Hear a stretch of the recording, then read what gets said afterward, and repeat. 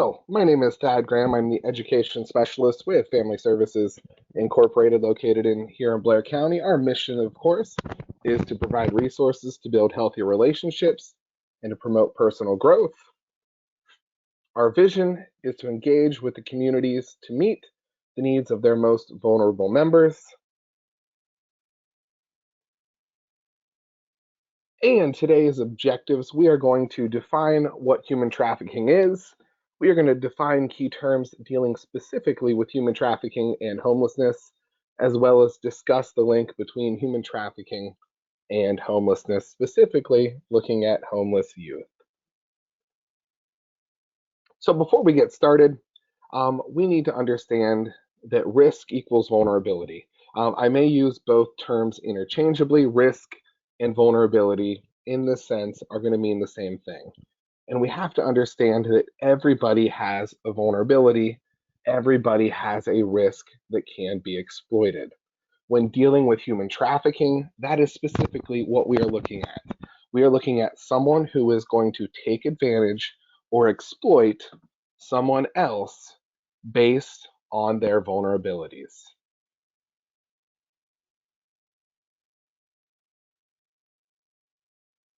So, what is human trafficking?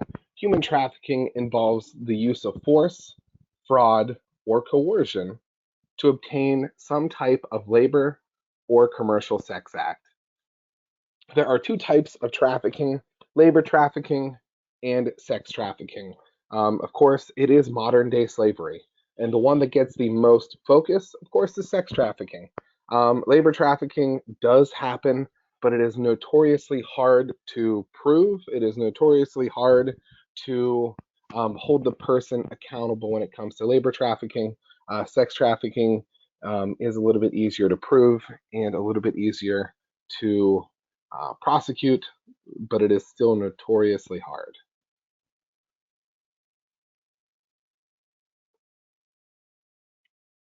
Now, specifically today, we are going to be looking at the commercial sexual exploitation of children. Now, human trafficking of children can either be labor or sex trafficking, but specifically today, we are going to look at CSEC, or like I said, the commercial sexual exploitation of children, which, as we said before, is going to use force, fraud, or coercion. And specifically when it comes to children, it's the commercial sexual exploitation of a child. So we're talking about anybody under the age of 18. If you are sexually exploiting a child for commercial gain, it is human trafficking. It is the commercial sexual exploitation of children. The average age that a teen enters the sex trade in the United States as of right now is 12 to 14 years of age. Now, that number is changing, and it is actually going down. Some studies will say that the average age that a child enters the sex trade in the United States is 11. So you will see that the average age that a child begins to be sexually exploited is very, very low. A study in Chicago found that 56% of prostituted women were initially runaway youth, and similar numbers have been identified for male populations.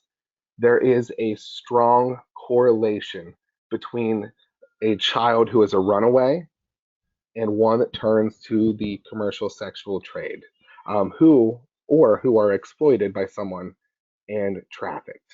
There is a strong correlation between sexually exploited youths and other childhood sexual abuse, chronic maltreatment, neglect, and an unstable home environment.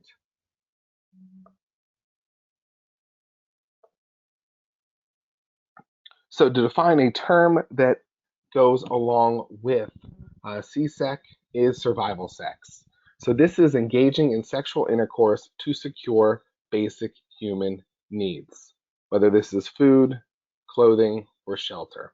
Survival sex is interlinked exclusively with trafficking.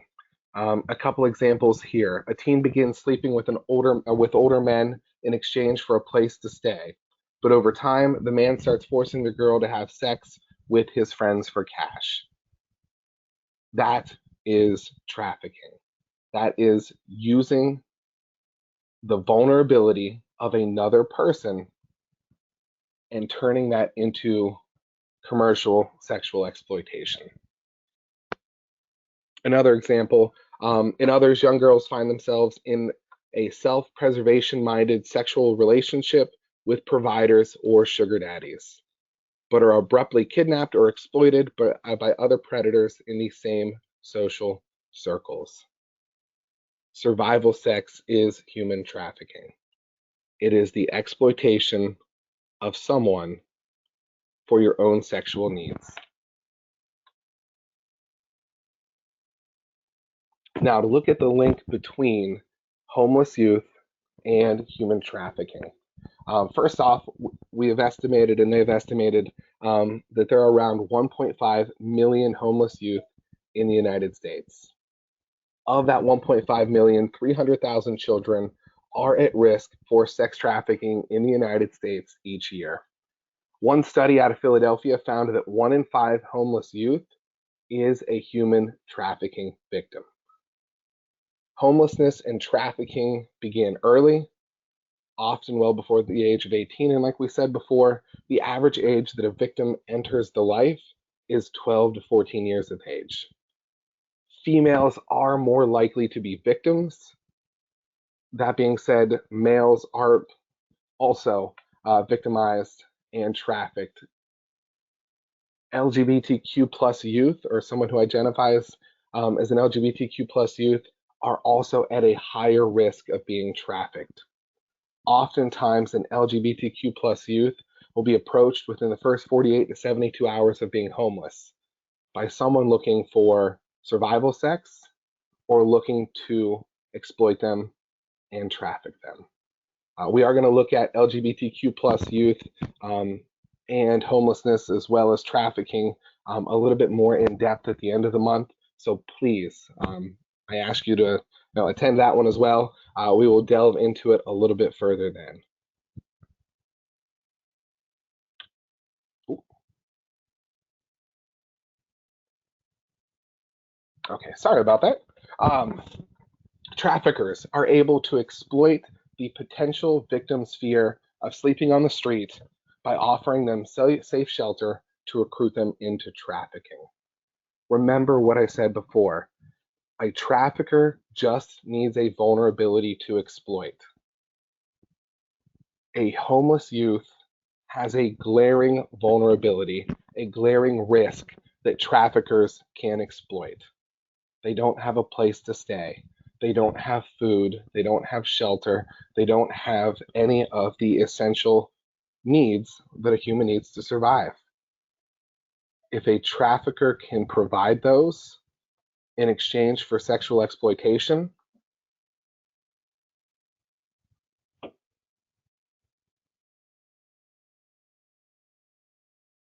then that person is going to be a victim.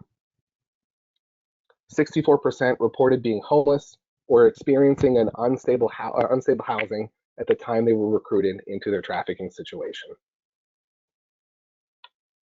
Often, they are homeless due to prior abuse or victimizations.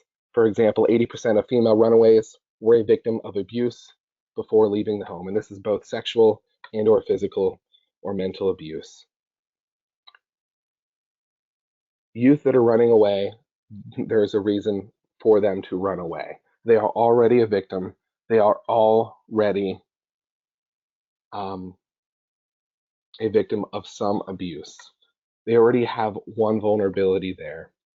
The fact that they are now homeless, they have nowhere to stay, they now have additional vulnerabilities that a trafficker can use to exploit them for their own gain. And we have to remember that this is happening in Blair County as well. Just because we're tucked away in the mountains, in between Pittsburgh and Harrisburg, we kind of think we're in the middle of nowhere. It is happening here as well. Trafficking happens everywhere, especially in Blair County. It may not look like trafficking you see in big cities, but we have homeless youth. We have youth who are vulnerable and are being exploited, whether that's by a stranger or a trafficker on the street, or most likely by their own family members. by mom, by dad, by uncle, by aunt, by grandma, by grandpa. We have trafficking here in Blair County today. We have youth that are homeless, and we have youth that are being exploited. We can't let our isolation and mentality allow us to think that it is not happening here. So what do we do? How do we help? What can we do? Well, the needs of victims of trafficking are among the most complex of crime victims. They have multiple vulnerabilities, multiple traumas that need taken care of. They often require a multidisciplinary approach to address the severe trauma and medical needs, as well as possibly immigration and other legal issues, safety concerns, shelter, and other basic daily needs, as well as financial hardships. If we do not treat this person as a victim of human trafficking and we treat them as a victim of other crimes, they are going to go back into the life. They are going to end up being trafficked and victimized again and again. We have to treat these victims differently than we do other victims and other survivors. They need more help, they need more assistance. Sometimes they need more freedom than other survivors or other victims. We can't lump them in with other people we help. So, how do we be a part of the solution? How can we help specifically when it comes to homelessness and human trafficking? One of the biggest needs when it comes to human trafficking victims is a safe and stable housing, somewhere that they are safe and they can stay. It is a critical resource for survivors of human trafficking as they exit their trafficking situation. Safe housing options allow individuals to concentrate on their psychological needs, including any effects of the complex trauma that they have experienced. Remember, these youth ran away for a reason. There are already underlying traumas, whether it's sexual, physical, or mental abuse, or all three. They're now homeless. They're now participating in survival sex. They're being exploited by other individuals, and they're now being trafficked.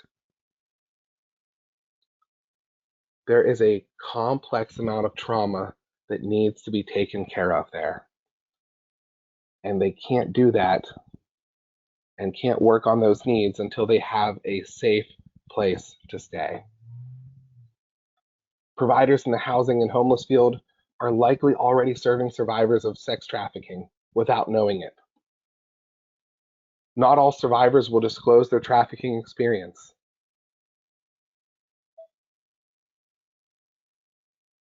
And some may not be aware that their exploitation is considered trafficking. And this is very common. Oftentimes, victims and survivors of human trafficking don't understand that they're a victim.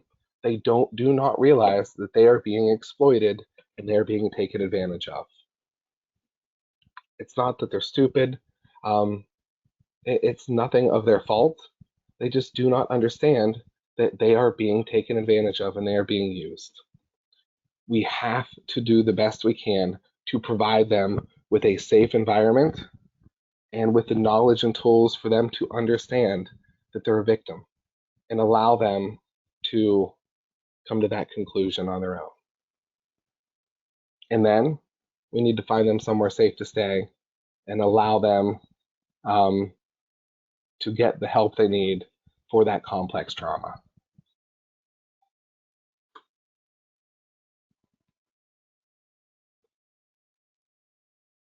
So just want to touch on this quickly.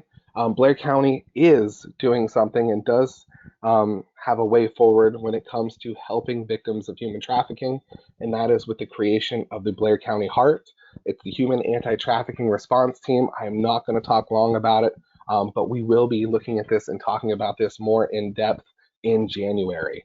Our actual human trafficking expert at Family Services, Tori, will be talking to you guys here in January with me, discussing further about trafficking and more on heart. So please look forward to that in January, and look for our information coming out here shortly. We're going to be doing a lot more outreach campaigns here in the near future. We look forward to working with all of you. So one resource that I would love to expand on again, we talked about last week as well, is the Teen Center, especially that it is National Runaway Prevention Month. When looking for a safe place for a youth to stay, looking for getting them into a safe place where they're not going to be exploited, where they're not going to have to engage in survival sex, the Teen Center is a great resource for the youth of Blair County. It's open 24 hours a day, 7 days a week. It is both a drop-in center and a shelter for our teens in Blair County.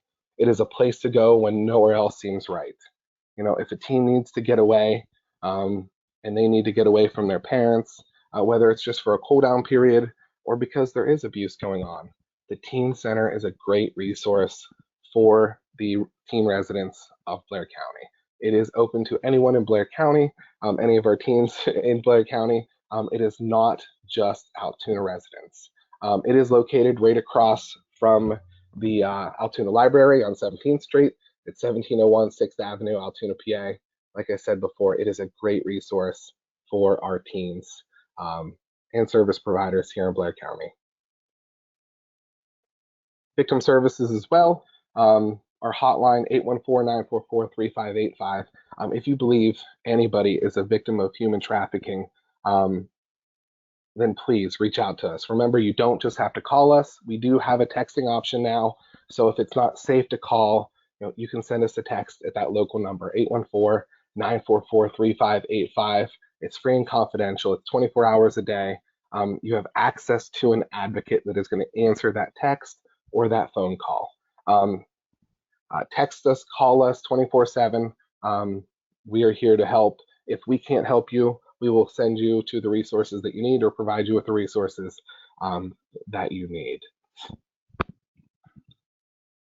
I also want to point out in the bottom right-hand corner, our teen line.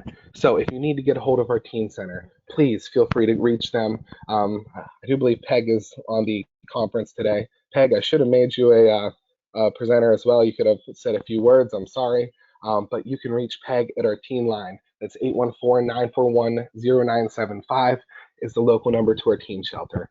If you have any questions about the services that they provide or how they can help the youth in Blair County, please feel free to reach out to them. Even now in these trying times, they are open and they are accepting youth. They even have study rooms available for parents that can't stay at home with their kids. So please, if you have a question, feel free to reach out to Peg there at 814-941-0975.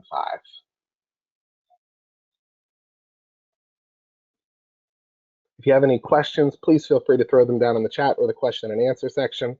I will happily, like I said before, hang out for a few minutes afterwards if you have any questions. Resources. There is a copy of the PowerPoint in the handout section there with all of these resources. They are great resources that have a wealth of information on human trafficking and homeless youth. And of course, our upcoming webinar Wednesdays for the end of November. We have domestic violence and homelessness coming up on November 18th, and LGBTQ plus youth and homelessness, as well as a touch on human trafficking on November 25th as well. I look forward to seeing you all there. And once again, if you have any education or training needs, my contact information is there. Please feel free to reach out. Thank you all for attending and have a good day.